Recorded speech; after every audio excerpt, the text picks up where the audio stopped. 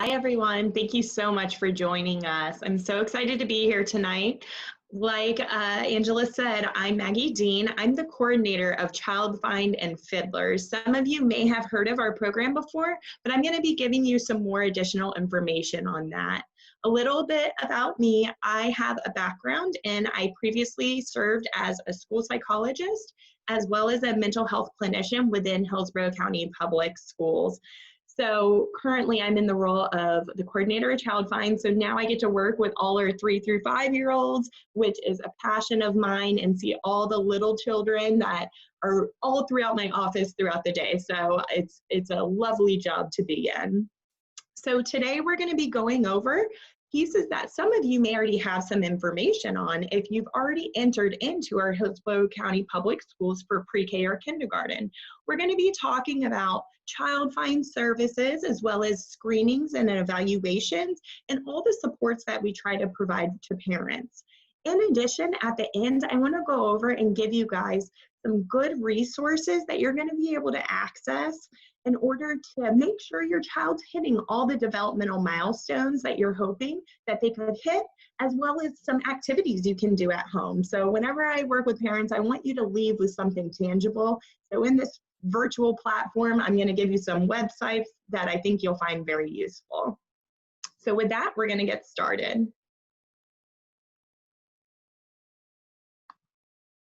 Okay, so first we're going to go with what is Child Find? So Child Find does a variety of things. First, looking at the awareness and the outreach component, a big piece that we try to do is to get out in the community so you all know how to access what our services are and to explain those. Since many of the toddlers aren't in Hillsborough County Public Schools yet, we want to make sure that we get the message out to the community, and that's why we partnered with Angela and why we're speaking to you all today. We want to make sure that all families in Hillsborough County know about this resource that they can access. Some of those resources that we do provide are those developmental screenings. I'm going to be going into those a little more so you can hear what those look like. And then currently with COVID that's happening too, what do they look like now? Because they've changed a bit. We also provide a lot of information and referrals at our developmental screenings. We like to connect our families with a bunch of community resources and other agencies to make sure all of the social emotional needs and behavioral needs of your child are getting met too. And then if the child is showing some difficulty with the screening piece and there's some items that we're going to refer on, then we also do those evaluations. Many times the people that do the developmental screenings are the same people that are going to be doing those pre-K evaluations to see if your child does have any developmental concerns and if they need that early intervention. We've seen that early intervention can make significant differences, and we're going to hear a little bit from a parent as well later in a video clip about how that can really impact the whole educational career of your child. So this is our roadmap through Child Find. This, I know there's a lot going on here, but I'm going to walk you through this. I'm also going to make sure that you guys get a copy of this because I find this so beneficial to make sure that you understand where you're at, because there are many steps when working with Child Find. The biggest piece that I want you to notice on this is the very first step is the referral and making sure you make the phone call to 813-837-7723. I'm going to give you more resources at the end, but that's the biggest piece of getting the process started. If you have any concerns at all about any type of developmental concerns, sometimes people are first moms or, you know, there's a lot going on right now and it can be very overwhelming. So we have other interagencies that we've partnered with that we want to make sure that we support you through this process. But the first step is making that phone call, and then we can do screenings and tell you, you know, your child's meeting all their developmental milestones based on their age, or we want to do a little more investigating and maybe do an evaluation to make sure the child's supported.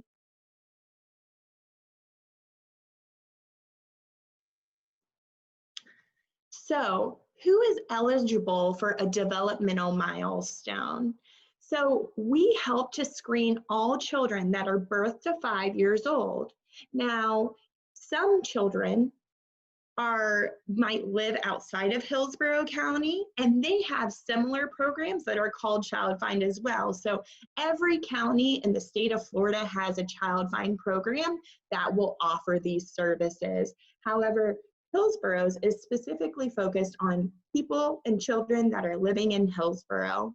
Also, we are doing developmental screenings on children that are not already enrolled in Hillsborough County Public Schools. What that means, sometimes parents get a little concerned about that, but what that means is you're already at a school site and you already have a developmental team that can look at those concerns. You have a school psychologist, school social worker, and a speech language pathologist at your school site that can look at any developmental concerns you may have. Okay, so when we look at Child Find screenings, we're looking at those children that aren't already in a school setting and a Hillsborough County school setting, and they may need someone to come in and do that screening to make sure they're meeting all their developmental milestones. So what happens at a developmental screening? So I'm going to pull all these up for us because we do a lot at these screenings, which is a great thing. So the first thing that we do is a vision screening. We partner with other agencies to make sure that we can check their sensory screenings is what we call them. We want to make sure that the child is accessing all the information that they can see. So that's one big piece that we do a vision screening. And if there's a pass or if there's a referral, we'll make sure to connect you with the appropriate agencies. We also do a hearing screening. Many families come to us with communication concerns.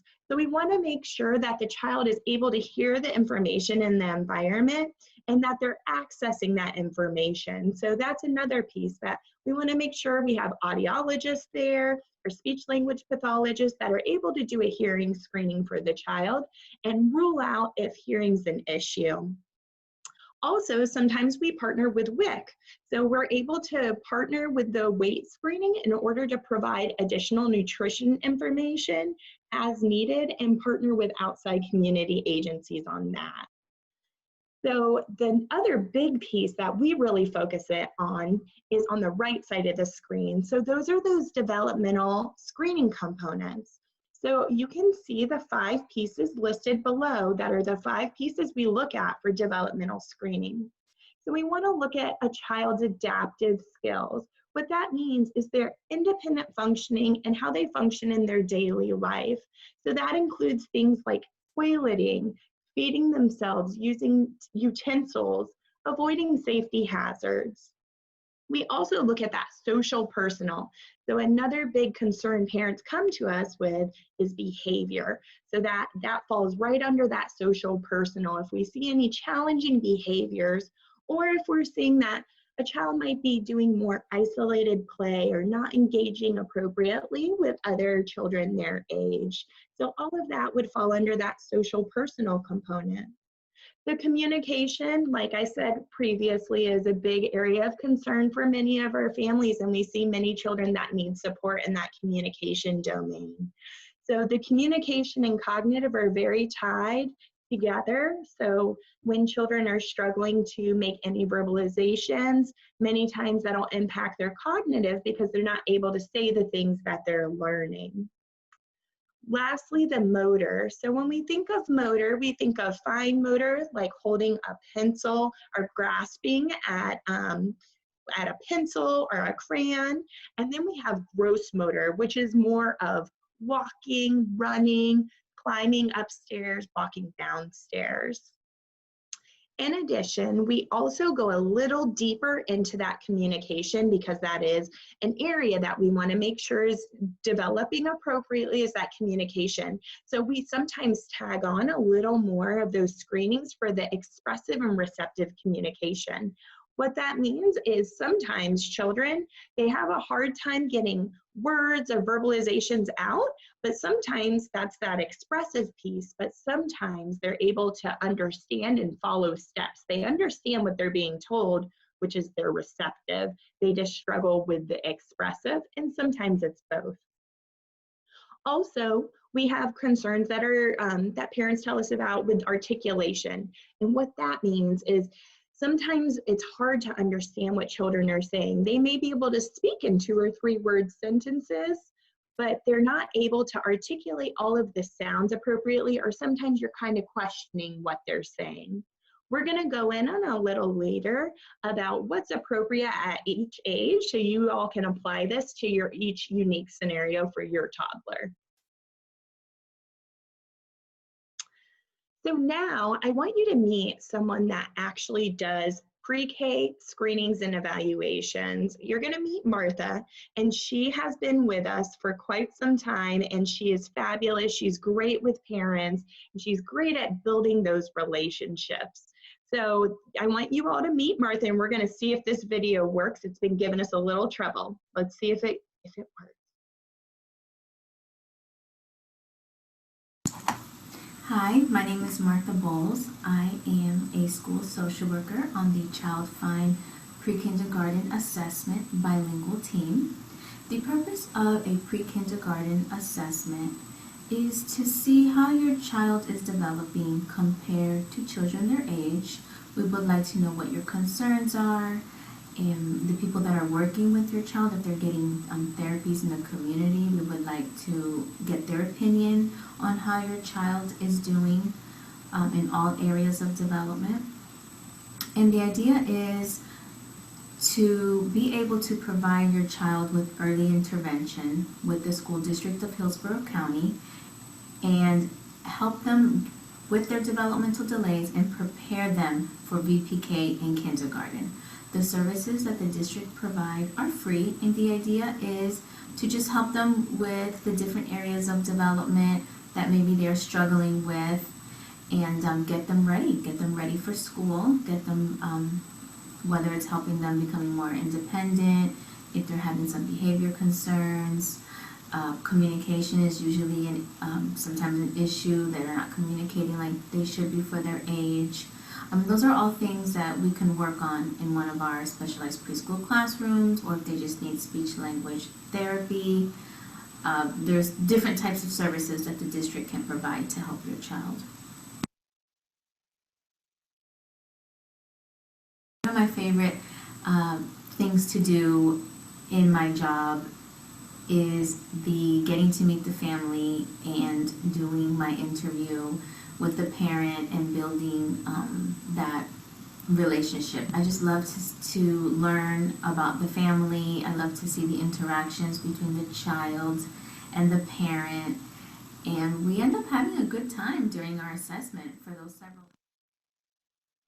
Okay, so now you all got to meet Martha, who, like I said, she's a bilingual school social worker who works with many families that are transitioning either from one of our partnerships, which is Early Steps, and helping them access our early intervention services. But she's a big proponent of going to the home, meeting the family, and trying to make sure families feel comfortable, because oftentimes this is the first time families are working with Hillsborough County Public Schools.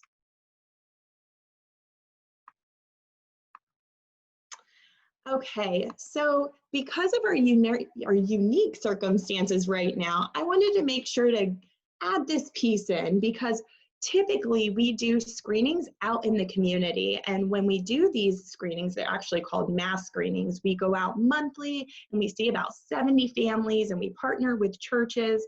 But because of our unique circumstances right now, we're modifying a little how we're doing our screenings, which actually we've had a very positive response from our parents about on how we're doing our screenings and evaluations. So currently we are doing remote screenings, which is nice because for parents, you don't have to take any time off of work. You can answer the phone, do the phone interview component, and do that screening remotely. Sometimes we like to incorporate a little piece of computer face-to-face or a FaceTime if you have that accessibility, but it's not required in any way. And you can just do a phone interview, and we can get a good picture of your child and make sure that, you know, we want to refer them on for an evaluation if they need it. We are looking forward to getting back to face-to-face screenings in the very near future. We're hoping for December possibly to be one of our first face-to-face screenings again. We want to make sure that we're getting an accurate picture of how children are doing and that we can make sure we're giving you all the support you need. And we do find that the best way to do that is face-to-face, but we do want to keep moving forward with our screenings through the remote piece as well, to make sure families continue to be supported. As for the evaluation piece, we're actually doing a bit of a hybrid. So we're bringing together that screening, that remote screening and that face-to-face, and we're putting it together. So we do a lot of pieces with our evaluations remotely. So again, if you have a phone or a computer, we'll use whatever's easiest for you to collect a lot of information. And then we do have a brief component that is face-to-face, so we can get those behavioral observations and interact with the child and see the interactions in their play, which is a big part when you're a toddler. So that's what our evaluations are currently looking like. This is subject to change because everything is evolving, but this is our current model.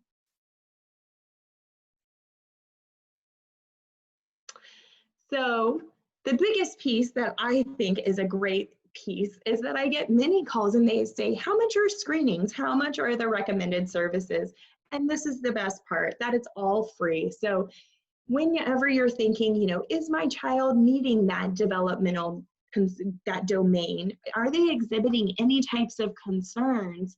It's all free. So it's a piece for you to do something that's easy to make sure your child's hitting all their developmental components, and it's all at free cost for everyone that's in Hillsborough County. So you don't have to worry about the cost, and we're just here to support you and make sure that students and children are getting exactly what they need. So now I want to talk with you all. We've kind of talked about the screenings and the evaluations, but now we need to talk about how do you know if your child needs a screening, right? So we're going to go through just the 2 to 3-year-olds, the 3 to 4-year-olds, and the 4 to 5-year-olds.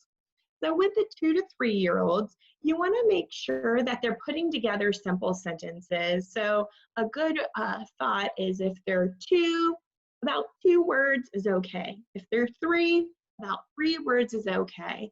You want to start them using their spoon and their fork to self-feed. So instead of doing all the pincer and palm feeding, we want to see them start to use those utensils.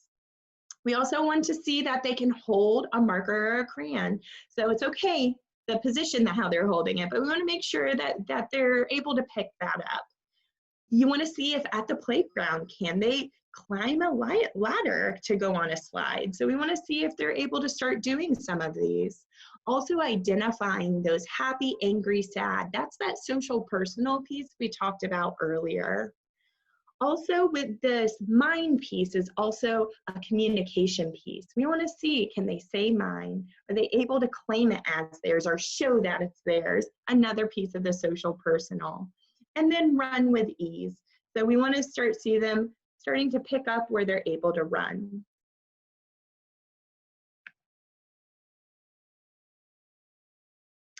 So with the 3 to 4-year-old, you want to start seeing some more motor development, get on that big wheel, see if they're able to rotate the wheels using the pedals. We start to see the expectation of potty training or toilet training. This also brings up another concern. Whenever we're doing evaluations or recommending some early intervention for children, some parents are very concerned because they may have a 5-year-old or a 4-year-old or a 3-year-old who isn't toilet trained, and that's completely okay. In order to enter our classrooms, you do not have to be toilet trained. That's part of things we can work on with them to work on that toilet training. So that's one piece that you don't need to be worried about. They don't have to have that to enter a classroom. We also start to see, this is part of that cognitive piece, that we start to see them counting. We also want them to start playing in small groups. So you want to see that turn taking and shares. With the communication, you want some of those question words, those W's. So what's, where's, and why's. And we want to make sure that others are able to understand our child too. Sometimes as a parent, we can understand what they're trying to communicate, but others may not. So that's another piece too. We want to make sure that the speech is easily understood by us as the parent, but also that other adults are able to understand the speech as well.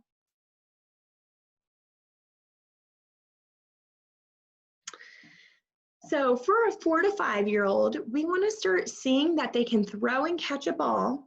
Now, this other one is a pretty developed skill that we can have them tell a story by looking at a picture. So you'll see them practice this too in VPK and in kindergarten, but see if they can identify a beginning, middle, and end of a story. We also start to see some of these pre-academics coming in. So we want to see, can they copy simple shapes? So we're not asking them to do hexagons or anything complex like that, but circles, squares, triangles, so your basic shapes. And then we want them to start using the complete sentences. So if you have a 4 to 5-year-old that's still speaking in 2 to 3 word sentences, that might be something that you want to look into and just make sure, maybe I need to get a screening just to see where they're falling and how is their communication developing. And then at this age, they start to try to write some of their letters. They might only get the first letter or the first and second letter, and that's okay. But we want to see those attempts towards starting to write their name. So this is often a question we get, and people ask all the time, will they grow out of it? And that's a hard question to answer. And I always tell parents, you're the parent, you know best, and I trust your instincts. But what I do want to tell them, the great thing about Child Find in early intervention is what we're looking at. It's called typically developmental delays or any type of language impairment or speech impairment. With a developmental delay, it's something just that is a broad term in order for children just to get access to the classroom to get early intervention. It's something that goes away at the age of 6, but it's very beneficial. I pulled some information just from the CDC just to talk about early intervention and how all the research has shown that it can have a significant impact on how a child will continue to develop. So I always tell parents, when in doubt, get them screened, and if they need the early intervention, let's give it to them so we can set them up for that success and see them thrive into their school age academic and formative years. So now I want you to meet Paula. Paula is fabulous. Paula has several children that she has had experience with Child Find, with early intervention, with different exceptional student education services throughout their academic career, throughout schooling, and now she has grandchildren that have actually accessed services as well. So I want you to meet Paula and hear her perspective from the parent of how her experience has been and how she saw the benefits go with having that early intervention piece.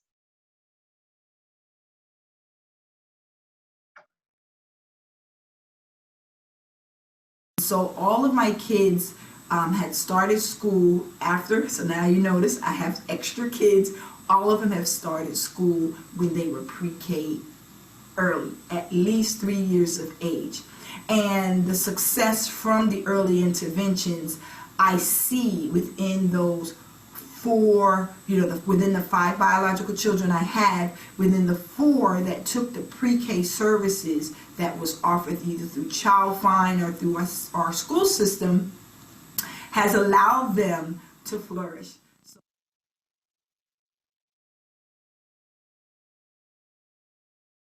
Within Child Find.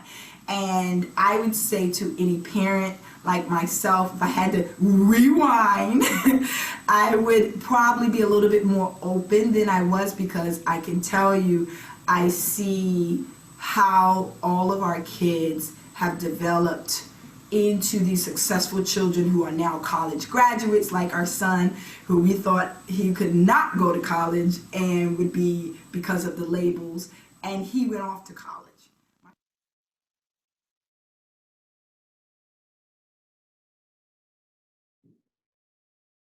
So I personally, that's my parent story. As a parent liaison now, I think that's why I'm able to help and assist parents navigate the exceptional student education system, because I actually walked through it myself as a parent of a child who went through the process, but also a parent that used pre-K services.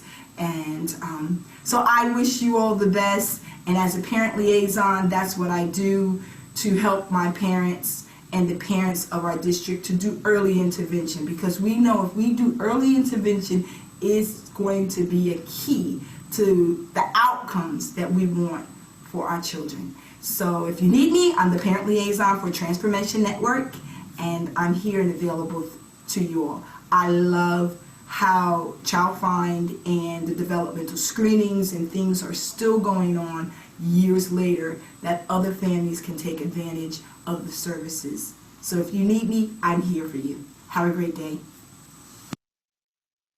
So that was Paula, who, as you can see, she's been involved with Child Find. She's a big proponent, and I just think she has a very positive story that I wanted to make sure that you all could hear as well.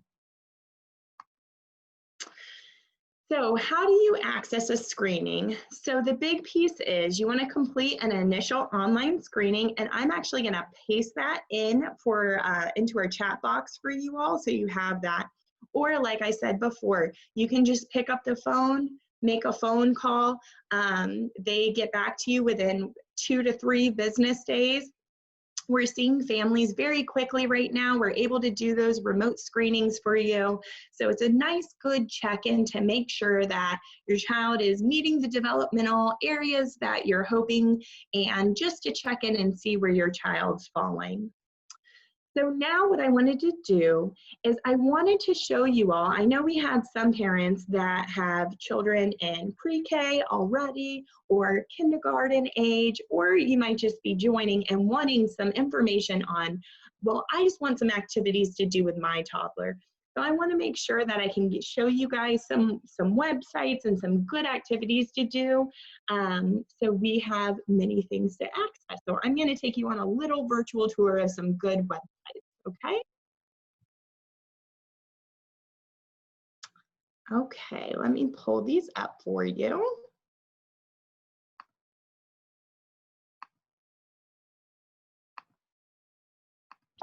While she is pulling up the websites, if you have any questions, you can start writing them in the chat. So the first website I want to show you is the one that I'm going to put in the chat for you all. And I'm going to copy it right now so you have it. But this is how you can do a screening right away, and you can see how is my child doing in all the developmental domains. If you have any social, emotional, or behavioral concerns, is what we mean by that social, emotional, then you want to do this first one here. It'll cover all the developmental domains as well as that behavior piece. Because sometimes we feel like, oh no, my behavior piece isn't getting covered. So you want to click that first one if you have any behavioral concerns. If you don't have any behavioral concerns, you're going to go to this second one right here, and that one's just all developmental, like motor and communication and problem solving. So that's where you're going to want to put that one. So I'm going to go ahead and post this for you. So that's the first website that I wanted to show you. This will also help make an automatic connection to Child Find for screenings as you need them, and we'll get the ball rolling for you in order to get connected with Child Find. The next one I want to show you is a fabulous website, and I'll go ahead and post this one in too. So this is the one with a bunch of activities for you. Check-ins on development. Okay, so I just posted that one for you. Now this one is fabulous. So when I take you on a tour of this one, what I would recommend, so it's through the Office of Early Learning. And when you scroll down, you're going to see these domains up here, but I'm going to recommend that you go to the specific age of your child, okay? So down here, we're going to go say I have a 2 to 3 year old, okay? So I'm going to click on her photo. And now you're going to see it brought me here. Now it's going to go through all of these different domains for where should your child be at 2 to 3 years. So you can look at the physical approaches to learning, that social emotional, which is that behavioral piece, the language, which is communication. And what I like about this one as well is it includes a lot more of those, we call them pre-readiness, but those academic skills.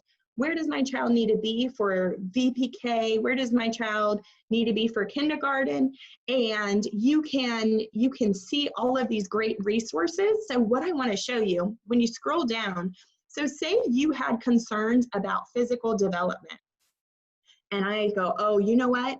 I'm worried about motor development, I think. So you can click on that, and then you can come down here, and it tells you different benchmarks. You might say, gains control, what is that one about?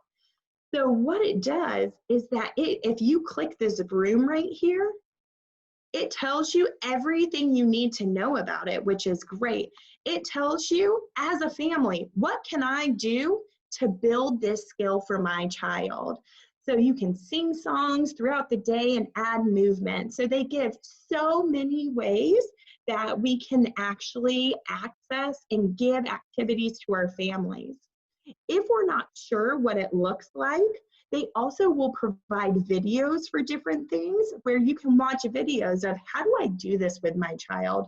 So there's many different resources here. It says, what can you do? And then it says the reason behind it, which I think is just a fabulous piece.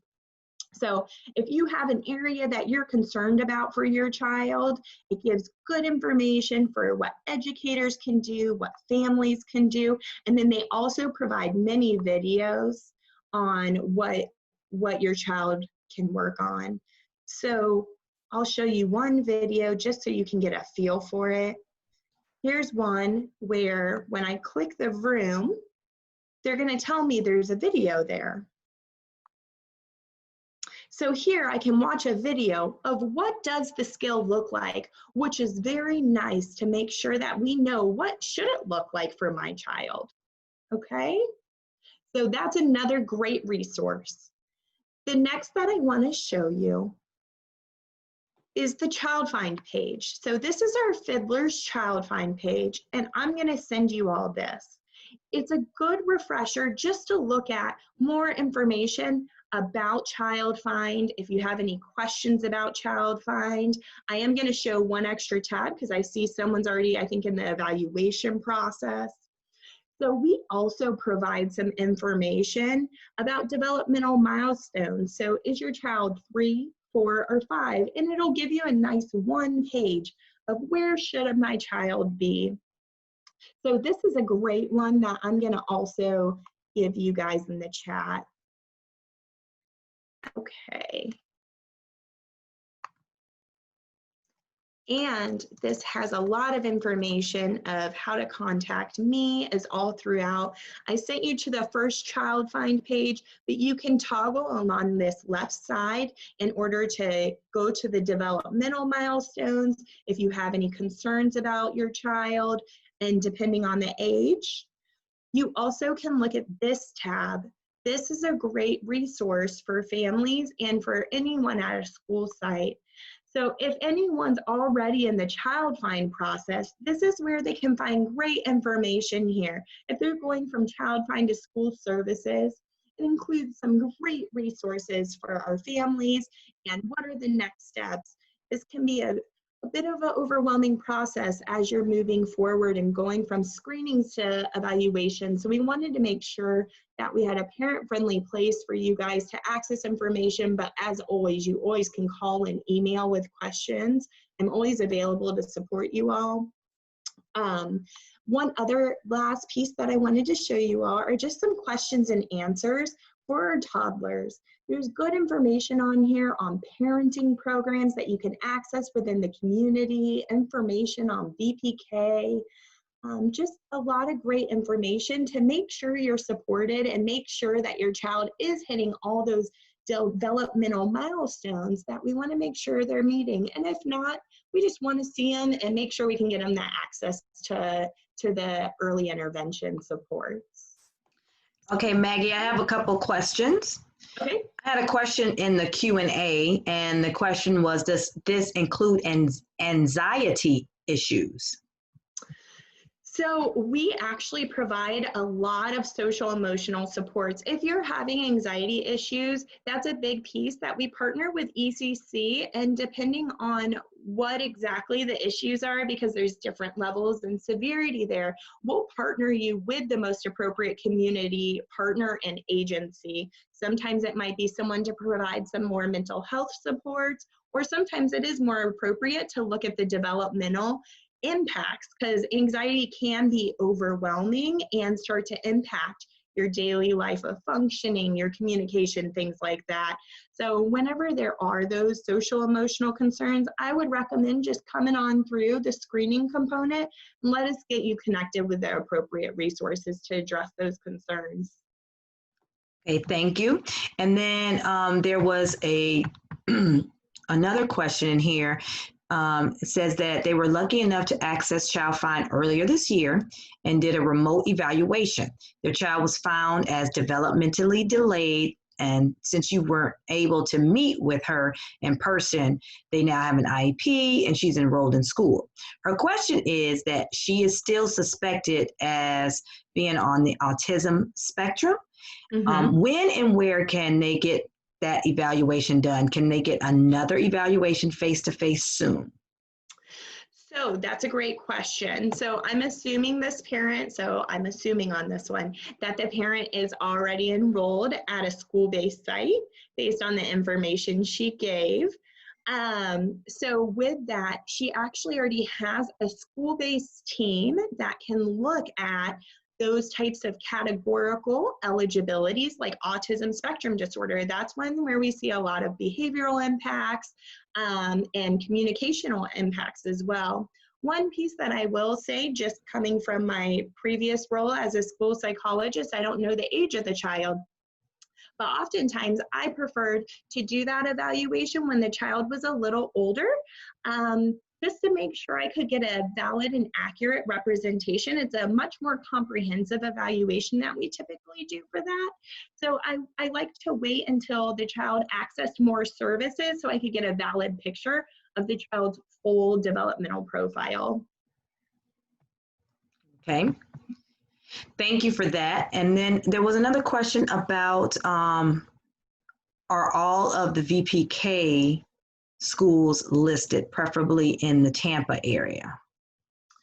So with VPK students, we will work with any VPK child unless it's a child that's a VPK student on a Hillsborough County Public School site. So because, like I said previously, they already have the school psychologist, school social worker, and SLPs to do the evaluations at the school site, where my teams are comprised of school social workers, psychologists, SLPs, but we service everyone that is not already in a school site. So if you're just in a VPK out in the community, but you live in Hillsborough County, we will absolutely do the screenings and evaluations as needed for your child. And they don't even have to be in any school. Many children we see, they have never been in a school. They've been at home with mom, grandma, aunt. So that's not a requirement at all that they've been exposed to any school. Another question is a child who is who has developmentally delays, will they automatically be considered in the autism spectrum? No. So the whole idea for why the state has a developmental delay is that we wanted something, what we call in our world, it's called non-categorical. But what that means is that we wanted something that could get children access to early intervention before putting these more longer term types of eligibilities on children. So we want to get them access to the same exact early intervention services that they would get. And then it gives them time to mature, to get those services. And then we look at whatever is most appropriate. And sometimes it's no services, which is a good thing. But sometimes it's continued services, and that's okay too. But we look at what's most appropriate for that child. And really the whole piece is getting the child the early intervention, but the parent always has, is part of any team that determines what types of evaluations or eligibilities. You're a huge piece of that team, and you're the ultimate decision maker in everything for your child. I will say that I had a family member who accessed the child find many years ago, like Paula. Is actually my sister, who is a pharmacist, and her husband is an assistant principal, you know, beautiful, 5 beautiful children, and their youngest son had some speech delays, and we, like you were talking about before, we could not understand anything that he was saying, and so we connected with Child Find, and she received that support services even at an early age. I think he was probably about 3 at the time. So by the time he started school, it was all his speech impairments were gone, and he's able to understand. And so the speech therapist used to come to my sister's house and actually do his speech therapy there. And so it was very convenient. But I love what you're talking about is not being, waiting until they're in school for someone to support the families, like starting early. Early intervention is the key. And that's why we wanted to put this on, to help families right now get the support they need right now for their child to be successful. And he's in high school now, doing wonderful, has been on honor roll, and no services, no labels, just a beautiful kid. And so I'm excited about that. And I will say every story is different, but the nice thing is, and what we know is that early intervention, just like you said, it's a great piece just to make sure the child is supported throughout their educational career appropriately, and making sure that, we're supporting them from very early on. I did want to say, for anyone, because you all are the parents, you're out there in the community, you know all the moms and parents and grandparents out there. So, make sure to pass along our contact information, our websites. We just want to make sure that children are getting that support they need. Even if a child is 0 to 2, make sure to give them our number if you have any developmental concerns, or you're worried about vision and hearing, or anything. We really try to support families holistically. We'll get them connected with the appropriate agency. We have a lot of families that call about infants as well. So we do get them connected to the appropriate services. I have another question, and this is, what if a child is 2 and developing, looking at the scales that you just shared, doing things on that 5-year-old level?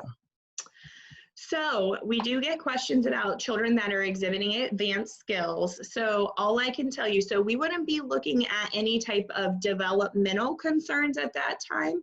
I would say that you just need to make sure that you're creating a very enriching and fulfilling environment that has a lot of input for your child, which all children benefit from.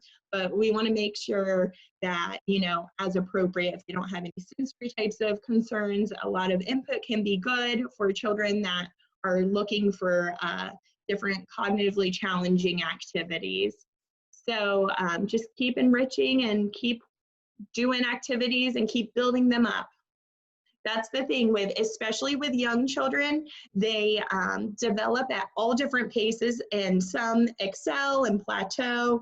Everyone develops at different times, and we know that about this early age, and that's the other reason we like that developmental eligibility, is because sometimes they just take off and flourish, which is great, and sometimes they need a little more support throughout. So we like to support all children, but our main predominant focus is for developmental concerns.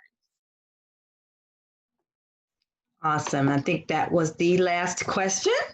Okay. Are there any more questions before we close out?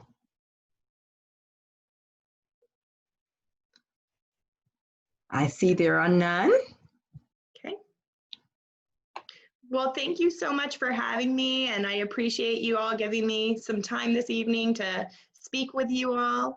And if you have questions, I do want to make sure I can type my phone number in the chat box, so you can call me directly if you have any questions. This is my direct line.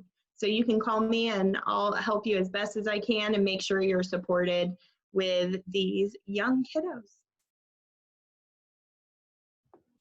All right, and I thank you all so very much. I'm going to send you all, we have recorded this video. I'm going to send you all the link, even those who weren't able to be on the call today, who registered.